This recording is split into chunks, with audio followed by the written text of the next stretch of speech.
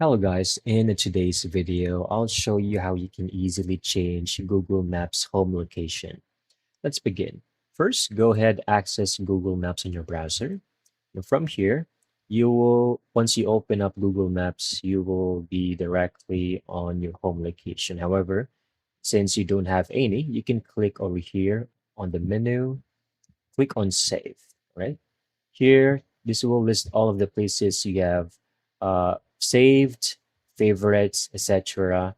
You just need to go to labeled right over here. Click on it. Now you have your home, set your home address.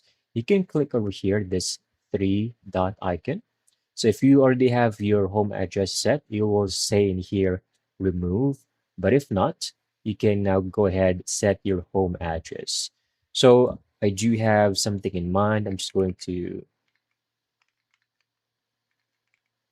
choose a random spot.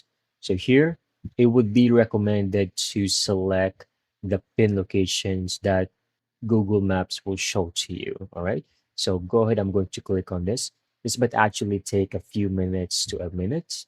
Then it will show up on my screen if the pin location is actually accurate. Then you can simply adjust if it's not and see where exactly your home location is. So I just hit enter.